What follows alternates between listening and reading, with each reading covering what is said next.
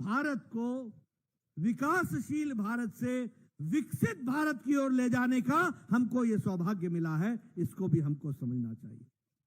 मित्रों, मैं यहां आपसे चर्चा करना चाहता हूं 9 सालों का अंतर क्या है और 9 साल के अंदर हम कहां से चले थे और कहां पहुंचे। सबसे पहली बात तो यह समझिए कि आर्थिक दृष्टि से दुनिया को मार पड़ी है कोरोना के कारण और यूक्रेन के कारण। कोई देश नहीं बचा। सारी दुनिया ने आर्थिक मंदी देखी। सारी दुनिया ने यूक्रेन की लड़ाई के कारण सप्लाई चेन की मुसीबत देखी। लेकिन उसके बावजूद भी आज दुनिया के आर्थिक जगत के विशेषज्ञ ये कहते हैं कि अगर कहीं उम्मीद ब्राइट स्पॉट है तो वो भारत है और भारत आगे बढ़ रहा है। इसके बावजूद भी इंटरनेशनल मॉनिटरी फंड कहता है कि भारत की आर्थिक स्थिति बहुत मजबूत है। इसके बावजूद भी, इन सब परिस्थितियों के बावजूद भी भारत 9 साल पहले 11वें नंबर पर आर्थिक अर्थव्यवस्था में खड़ा था और आज मोदी जी के नेतृत्व में जिस ब्रिटेन ने हम लोगों के ऊपर 200 साल राज किया, उसको भी पछाड़कर भारत अब 5वें नंबर की अर्थव्यवस्था बन गई है। और ब्रिटेन का प्रधानमंत्री ऋषि सुनक बोलते हैं कि समय दूर नहीं है जब भारत दुनिया की 3री नंबर की अर्थव्यवस्था बन जाएगी, 3री नंबर की। मित्रों, ये परिवर्तन आपको जानकर के खुशी होगी कि इलेक्ट्रॉनिक का मैन्युफैक्चरिंग, इलेक्ट्रॉनिक गुड्स का बनना भारत में 500% गुना बढ़ गया है। आपको जानकर के खुशी होगी कि इलेक्ट्रॉनिक्स का एक्सपोर्ट, यानी इलेक्ट्रॉनिक्स के हमारे बनाए हुए सामान दुनिया में जो जा रहे हैं, वो एक साल में 70,000 करोड़ रुपए का इलेक्ट्रॉनिक गुड्स का एक्सपोर्ट हुआ है। और उसी तरीके से हम लोगों को कई बार कांग्रेस पार्टी वाले मजाक उड़ाते हैं ना, देश बदल गया, देश बदल गया। उनको मालूम नहीं है कि देश बदल गया है। आप देखिए, 9 साल पहले 92% मोबाइल, 92% मोबाइल जो आप हाथ में लेकर घूमते हैं, यह विदेशों से बन करके आता था और सबसे ज्यादा चाइना से आता था। आज भारत 97% मोबाइल भारत में बना रहा है और एप्पल भी अब भारत में बन रहा है। यह है अर्थ की व्यवस्था की दृष्टि से। अगर हम इस्पात की बात करें, स्टील की बात करें, तो स्टील जो हम मैन्युफैक्चर 4थे नंबर पर खड़े थे, आज भारत 2रे नंबर पर इस्पात बनाने में खड़ा है, 2रे नंबर पर। आपने सुना होगा, बचपन में आप लोग कहते होंगे, ये जापानीज गाड़ी है, ये टोयोटा है, ये डैटसन है, ये जापान की गाड़ी है। आपको जानकर खुशी होगी कि भारत ने जापान को पछाड़ करके दुनिया की ऑटोमोबाइल इंडस्ट्री का सबसे बड़ा 3रा मार्केट बन गया है, तो भारत बन गया है। वो भी हमको ध्यान में रखना चाहिए। आपको याद होगा कि प्रधानमंत्री जी ने, मोदी जी ने मन की बात में कहा था कि हमको भारत के खिलौने खरीदने चाहिए। कहा था कि नहीं कहा था? कहा था कि नहीं कहा था कि चाइना से गणेश भगवान क्यों आए, हमारे यहां क्यों नहीं इसको बढ़ाया जाए। आपको जानकर खुशी होगी कि टॉय का, खिलौनों का एक्सपोर्ट भारत में 3 गुना बढ़ गया है और अब हम बना ही नहीं रहे हैं, हम दुनिया को भी दे रहे हैं। ये बदलता भारत है। मित्रों, एक समय में एक प्रधानमंत्री ये कहता था कि मैं 1 रुपए भेजता हूं तो 85 पैसे बीच में गायब हो जाते हैं। कहता था कि नहीं कहते थे? पता नहीं कौन सा पंजा था जिसमें वो चिपक जाता था। कौन सा पंजा था? 1 रुपया भेजते थे तो 85 पैसा चिपक जाता था, 15 ही पहुंचता था। आज डिजिटल इंडिया में प्रधानमंत्री मोदी जी ने 22 लाख करोड़ रुपए लोगों के खाते में सीधे पहुंचा दिए हैं। ये आज बदलता भारत है। कोरोना में 20 करोड़ बहनों के खातों में, बताइए, लॉकडाउन में 500-500 करोड़ रुपए पहुंचाया कि नहीं पहुंचाया? पहुंचाया कि नहीं पहुंचाया? न डाकिया, न मनी ऑर्डर, न बिचौलिया, न कोई, न बैंक का कर्मचारी, सीधे उधर मोदी जी और उधर हमारी बहन अपने खाते में 500 रुपए पाती हुई देखी है। यह भी हमको ध्यान में रखना चाहिए। और इसके कारण इसके कारण लगभग 2.5 लाख करोड़ रुपए की जो लीकेज होती थी उसको भी रोकने में हम सफल हुए हैं। मित्रों, आप बताइए, आजकल अभी मैं आ रहा था तो मुझे हमारे मंत्री जी बता रहे थे कि यहां से भारतमाला का रोड जा रहा है, यहां से बनेगा, बताया था ना। आप बताइए, आपको आजकल दिखता है कि नहीं कहीं एलिवेटेड रोड, कहीं अंडरपास, कहीं मेट्रो रेल, कहीं हाईवे, कहीं एक्सप्रेसवे, कहीं 4 वे, कहीं 6 लेन, 2 लेन का 4 लेन, 4 लेन का 6 लेन, 6 लेन का 8 लेन, दिख रहा है कि नहीं दिख रहा है? दिख रहा है कि नहीं दिख रहा है? मित्रों, प्रधानमंत्री मोदी जी ने पिछले 9 साल में 18 लाख करोड़ रुपए इंफ्रास्ट्रक्चर पर खर्च किया है। 18 लाख करोड़ रुपए। और इस साल 10 लाख करोड़ रुपए 1 साल के अंदर खर्च होने वाला है। यह है विकास की कहानी। 54,000 किलोमीटर की नेशनल हाईवे बनी है। 54,000 किलोमीटर की सड़क बनी है। और यह दुनिया का 2nd लार्जेस्ट नेटवर्क है सड़कों का, दुनिया का। 606 किलोमीटर की मेट्रो रेल बनी है। और जो रेल की लाइनें बिछती हैं, 9 साल पहले एक दिन में 5 किलोमीटर की रेलवे लाइन बिछती थी, आज 14.5 किलोमीटर की लाइन प्रतिदिन बिछती है। ये फर्क है। 9 साल पहले एक दिन में 12 किलोमीटर की नेशनल हाईवे बनती थी, आज 29 किलोमीटर प्रतिदिन नेशनल हाईवे बन रहा है। यह विकास की कहानी है। 70 साल में 74 एयरपोर्ट बने और मोदी जी के 9 साल में 74 एयरपोर्ट बने। यह परिवर्तन हमको समझना चाहिए। और जिसमें से 8 एयरपोर्ट तो हमारे गुजरात में ही बन रहे हैं। 8 एयरपोर्ट। और उसी तरीके से 3,28,000 किलोमीटर की सड़क, ग्रामीण सड़क बनी है। कितनी? 3,28,000 किलोमीटर। यानी हर गांव को सड़क से जोड़ने का काम, हर गांव को हर मौसम में पक्की सड़क से जोड़ने का काम यह आदरणीय मोदी जी ने किया है। मित्रों, अभी पहले मोदी जी जापान गए थे, फिर ऑस्ट्रेलिया गए थे, फिर पहले बीच में न्यू पपुआ गिनी भी गए थे और उसके बाद अभी अमेरिका भी गए थे। आपने देखा दुनिया ने किस तरीके से आदरणीय प्रधानमंत्री जी के बारे में चर्चा की। जो बाइडेन ने कहा कि मैं आपका इंतजार कर रहा हूं, अगले महीने आपने अमेरिका आना है। मेरी दिक्कत बढ़ रही है क्योंकि लोगों ने आपके लिए जो मैंने राजकीय भोज का आयोजन किया है उसमें लोग निमंत्रण मांग रहे हैं और मुझसे नाराज हो रहे हैं कि मोदी जी के भोज में हमको निमंत्रण क्यों नहीं है। यानी अमेरिका का राष्ट्रीय अध्यक्ष, प्रेसिडेंट, ये पहचान रहा है कि आदरणीय मोदी जी की शख्सियत अमेरिका में क्या धूम मचा रही है। इसको भी हमको समझना चाहिए। न्यू पपुआ गिनी के प्रधानमंत्री पांव छू करके अभिवादन करते हैं और कहते हैं ये प्रधानमंत्री नहीं है, मेरे गुरु है। हमारे ऑस्ट्रेलिया के प्रधानमंत्री कहते हैं Modi you are the boss, आप बॉस हो।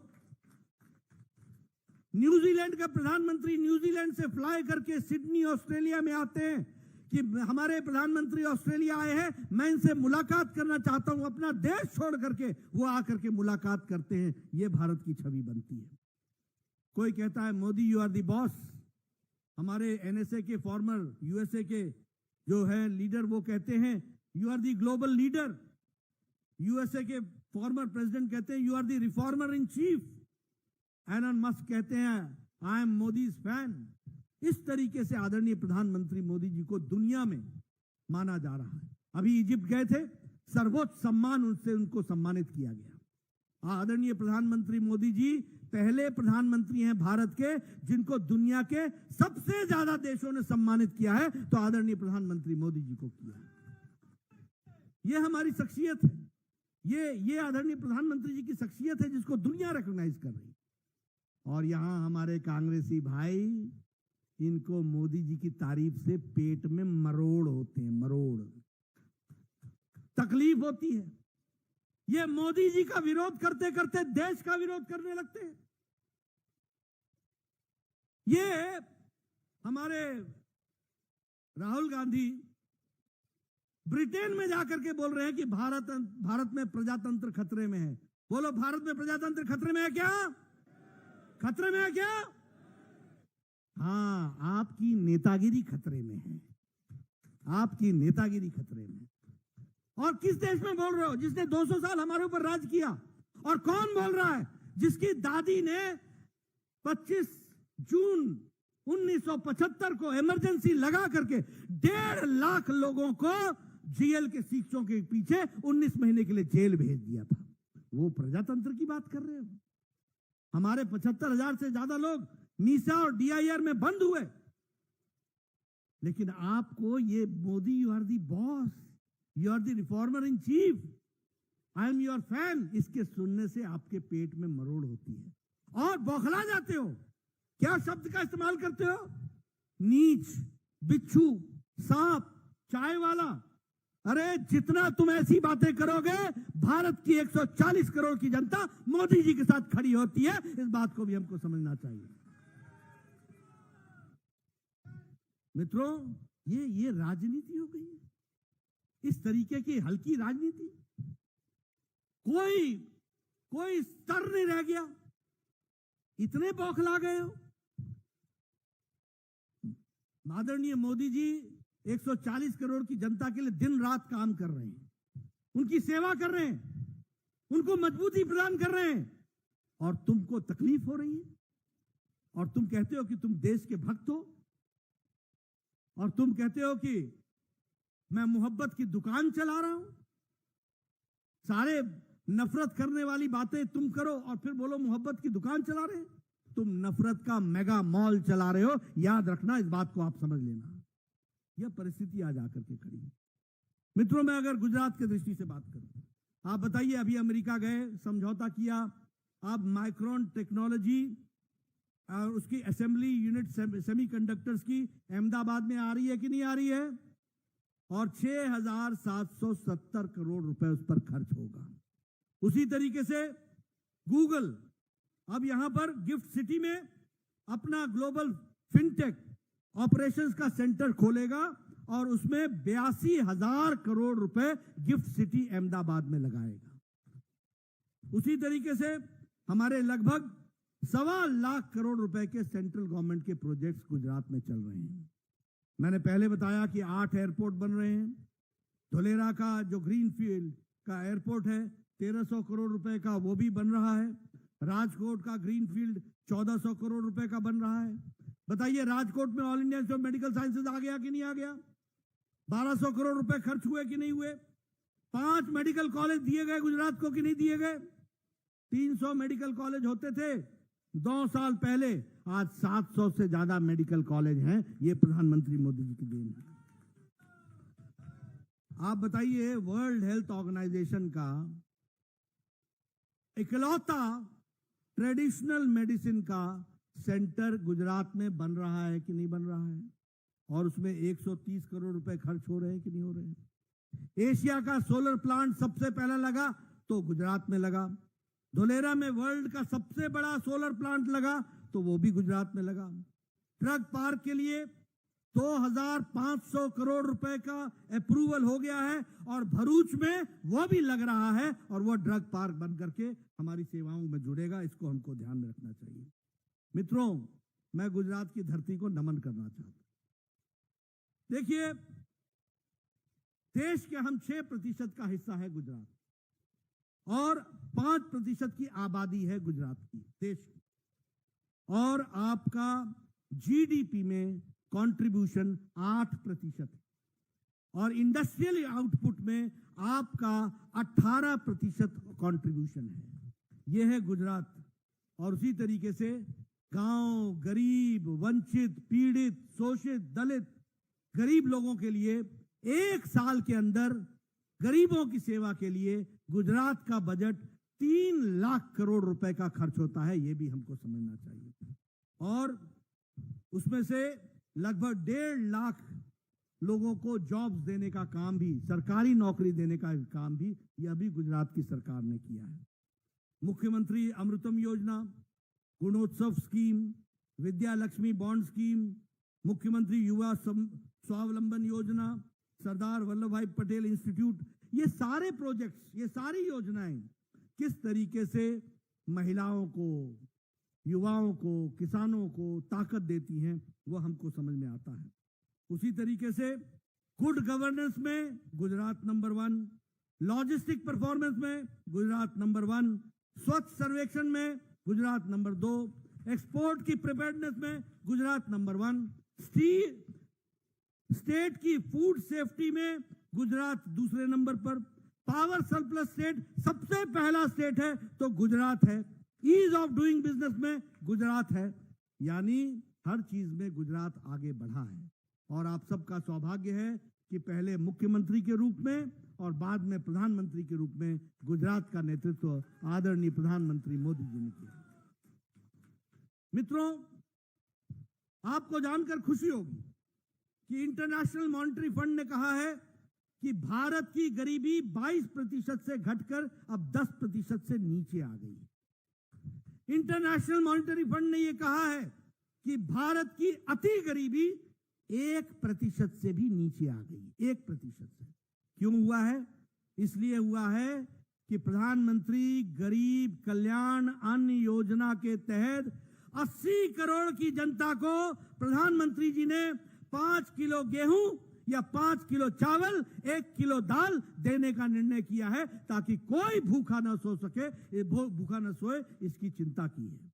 और जब मैं ये कहता हूं तो गुजरात में 3 करोड़ 40 लाख ऐसे लोग हैं जिनको प्रधानमंत्री गरीब कल्याण अन्न योजना में जोड़ा गया है। अगर मैं बात करूं आवास योजना में 4 करोड़ मकान बने, 4 करोड़। मित्रों, मैं बार बार लोगों को सुनाता रहता हूं, झड़पिया जी लंबे समय से विधायक रहे, हमारे मंत्री जी लंबे समय से विधायक रहे। मुझे आपके बारे में मालूम नहीं, लेकिन मैं जानता हूं मैं 1993 में विधायक बना था। मेरा बीडीओ आता था, बीडीओ मतलब ब्लॉक डेवलपमेंट ऑफिसर, और मुझे बोलता था कि नड्डा साहब आपको एक खुशखबरी सुनानी है। मैंने कहा सुनाओ। बोलता है आपको एक पंचायत में 1 साल में 1 इंदिरा आवास योजना मिला है। 1 किसको दे? मैं कहता था भाई तू ही रख ले, जिसको मर्जी उसको दे दे। ये 1 का मैं क्या करूंगा? 1 अनार 100 बीमार, इंदिरा आवास योजना। और कांग्रेसी भाई क्या बोलते थे कि इंदिरा गांधी अपना कुछ पैसा छोड़ गई थी, उससे ये बन रहा है। देखो, देखिए चालाकी। मैं जमीन की बात बोल रहा हूं आपको। आज मुझे खुशी है कि हमारे मोदी जी ने 4 करोड़ घर बना करके दिए हैं, पक्के मकान दिए हैं। एक पंचायत में 30-30 मकान, 40-40 मकान बने, पक्के मकान, 2 कमरे, साथ में शौचालय, साथ में रसोई घर, साथ में गैस का चूल्हा। यह है प्रधानमंत्री आवास योजना की कहानी। और यहां भी गुजरात में 16 लाख बहनों को आवास योजना में घर मिले हैं, 16 लाख लोगों को। उसी तरीके से उज्ज्वला योजना, उसी तरीके से आयुष्मान भारत। यहां बैठे हैं सभी एमपी एमएलए। ये सब, मैं गलत बोलूंगा तो मुझे टोक देना, क्योंकि यह प्रजातंत्र है, सबको अधिकार है। ये सब लोग आज से 10 साल पहले एक एप्लीकेशन लिखते थे, प्रधानमंत्री जी मेरे इलाके में एक व्यक्ति को बाईपास सर्जरी होनी है, उसके 1.5 लाख रुपए खर्च होने हैं, इसकी व्यवस्था नहीं है, गरीब व्यक्ति है, कृपया इसको 1.5 लाख देने की व्यवस्था करें। मुख्यमंत्री जी इसकी किडनी की ऑपरेशन होनी है, इसको 1.5-2-4 लाख लगेगा, कृपया देने की अनुकंपा करें, अनुशंसा करें। आते लिखते थे कि नहीं लिखते थे? आज मोदी जी ने 10 करोड़ 74 लाख परिवार, यानी 55 करोड़ लोग यानी भारत की 40% की आबादी, और ये 40% की आबादी कौन है? गरीब, रेड़ी वाला, फेड़ी वाला, रिक्शा वाला, ठेला वाला, सब्जी वाला, गांव का बस का ड्राइवर, बस का क्लीनर, ट्रक का ड्राइवर, ट्रक का क्लीनर, लिफ्ट मैन, गाड़ी साफ करने वाला, रैक पिकर, कूड़ेदान से प्लास्टिक उठाने वाला, बाल काटने वाला, ऐसे गरीब लोगों को, 55 करोड़ लोगों को मोदी जी ने 5 लाख रुपए हर साल का गंभीर बीमारी से लड़ने का कवर दिया। 5 लाख। दुनिया का सबसे बड़ा हेल्थ कवर, आयुष्मान भारत, दुनिया का सबसे बड़ा हेल्थ कवर। यह हमको समझना होगा कि गांव, गरीब, वंचित, पीड़ित, शोषित, दलित, इसके लिए काम किसने किया? कैसे ये अति गरीबी नीचे आ रही है? कैसे ये गरीबी नीचे आ रही है? ये इसलिए आ रही है कि प्रधानमंत्री मोदी जी की नीतियों ने गांव, गरीब को मजबूत देने का निर्णय करके उसको आगे बढ़ाया है। मित्रों, 11 करोड़ शौचालय बनाए गए, इज्जत घर बनाए गए, 42 लाख यहां गुजरात में बनाए गए। अब मैं इसकी भी कहानी आपको सुनाना चाहता हूं। लोग भूल जाते हैं, मैं याद रखता हूं और लोगों को बताता हूं। आप बताइए, आज से 10 साल पहले गांव की बहनें सूर्योदय से पहले और सूर्यास्त के बाद झुंड बना करके खेतों में जाती थी कि नहीं जाती थी? मैं ठीक बोल रहा हूं कि गलत बोल रहा हूं? अपने दैनिक नित्य कर्म के लिए भी उनको गांव में, खेतों में जाना पड़ता था। उनको अगर इज्जत देने का काम किया और इज्जत घर बनाया और 11 करोड़ इज्जत घर बनाया, तो आदरणीय मोदी जी ने बना करके उनको इज्जत दी है। यह भी हमको समझना चाहिए। कैसे बदल गया देश। 11 करोड़ बहनें खेतों में जाती थी, और 11 करोड़ बहनें नहीं होती हैं, बहनों के साथ उनके बच्चे भी होते हैं, उनकी बेटियां भी होती हैं। कैसा भारत था और आज कैसा भारत हो गया। 11 करोड़, और उसी 11 करोड़ में हमारे 42 लाख इज्जत घर गुजरात में बने हैं। 42 लाख, यानी 42 लाख बहनों को यहां भी लाभ मिला है। 11 करोड़ किसानों को बताइए, हर चौथे महीने 2-2 हजार रुपए मोदी जी का मिल रहा है कि नहीं मिल रहा है? मिल रहा है कि नहीं मिल रहा है? प्रधानमंत्री किसान सम्मान निधि 11 करोड़ किसानों को मिल रहा है। और ये कैसे मिल रहा है ये भी सुन लो। अभी कुछ दिनों बाद प्रधानमंत्री मोदी जी का कार्यक्रम होगा, उस कार्यक्रम की रचना बन रही है। उस कार्यक्रम की दृष्टि से ये आप ध्यान में रखिएगा कि इधर मोदी जी बटन दबाते हैं और उधर 15 सेकंड के अंदर 11 करोड़ किसान के खाते में 2-2 हजार रुपए पहुंच जाता है। ये बदलता भारत है, ये बदला हुआ भारत है जिसको हमको समझना होगा। उसी तरीके से जल जीवन मिशन, मैं याद दिलाना चाहता हूं, आज 9 करोड़ 90 लाख घरों को जल जीवन मिशन से जोड़ा गया है। और मुझे खुशी है कि 26 लाख कनेक्शन गुजरात में दिए गए हैं और अब यहां 100% सैचुरेशन की तरफ हम बढ़ रहे हैं। लेकिन याद करो, आप लोग तो एमएलए रहे हैं, ये बहनें थैला लेकर के 2-2 किलोमीटर जाती थी कि नहीं जाती थी पानी लाने के लिए? जाती थी कि नहीं जाती थी? आज परिवर्तन आ गया जल जीवन मिशन के तहत। और इसलिए जीवन को किस तरीके से बदलना है, उसके लिए जो काम हुआ है वो सब हम लोगों के सामने है। मित्रों, मैं यहां एक बात और आपको बता देना चाहता हूं। आदरणीय मोदी जी ने 9 साल के अंदर भारत की राजनीति की संस्कृति बदल डाली। क्या संस्कृति बदल डाली है? वंशवाद से निकालकर देश को विकासवाद की ओर ले गए। क्या संस्कृति बदल डाली है? वोट बैंक की राजनीति से निकाल करके देश विकासवाद के साथ खड़ा हो गया। क्या संस्कृति बदल दी है कि भाषण और भुलावे में रहने वाले नेता से वहां से देश को निकाल करके रिपोर्ट कार्ड की राजनीति तक ले गए हैं और रिपोर्ट कार्ड मिलने का दिया गया। मित्रों, मैं आपके सामने एक चर्चा करना चाहता हूं। आज देश की संस्कृति बदल गई। आदरणीय प्रधानमंत्री मोदी जी लोगों के विकास के लिए काम कर रहे हैं। दूसरी ओर जितनी पॉलिटिकल पार्टी है वो अपने परिवार को बचाने के लिए राजनीति कर रहे हैं, अपने परिवार को बचाने के लिए। और कहने के लिए नहीं कह रहा हूं, भारत का नक्शा आपके सामने खींच देता हूं। बताओ, फारूक अब्दुल्ला के बाद उमर अब्दुल्ला है कि नहीं है? आप बताओ, मुफ्ती मोहम्मद के जाने के बाद बेगम महबूबा मुफ्ती है कि नहीं है? बताइए बादल साहब के जाने के बाद सुखबीर है कि नहीं है? बताइए चौटाला परिवार है कि नहीं है? बताइए मुलायम सिंह के जाने के बाद अखिलेश है कि नहीं है? और अखिलेश के बाद उनके चाचा भी नहीं है, डिंपल है। एक ही परिवार। बताइए लालू के बाद तेजस्वी, तेज प्रताप, मीसा और आने वाली संतान, ये सब परिवार के लिए है कि नहीं है? आप बताइए वेस्ट बंगाल में ममता और ममता के बाद उसका भतीजा अभिषेक है कि नहीं है? नवीन बाबू अपनी व्यक्तिगत पार्टी है कि नहीं है? ये जगन मोहन रेड्डी वाईएसआर के बाद ये जगन मोहन रेड्डी ये परिवार की पार्टी है कि नहीं है? ये तेलंगाना में केसीआर, केटीआर, पिता, दामाद, बेटा, बेटी, आने वाला पोता है कि नहीं है? आप बताइए करुणानिधि के बाद स्टालिन के बाद उदयनिधि परिवार है कि नहीं है? आप बताइए उद्धव के बाद उसका बेटा है कि नहीं है आदित्य? आप बताइए शरद पवार की समस्या क्या है? परिवार। उनकी बेटी है कि नहीं है? बताइए। ये सब लोग आपके लिए नहीं लड़ रहे हैं, ये परिवार को बचाने के लिए लड़ रहे हैं और मोदी जी देश के लिए लड़ रहे हैं। इस बात को हमको समझना चाहिए। भारतीय जनता पार्टी गांव, गरीब, वंचित, पीड़ित, शोषित, दलित, किसान, युवा, नौजवान, हमारी बहनें, इनके लिए हम लड़ रहे हैं, इनकी ताकत देने के लिए लड़ रहे हैं और मोदी जी के नेतृत्व में लड़ रहे हैं।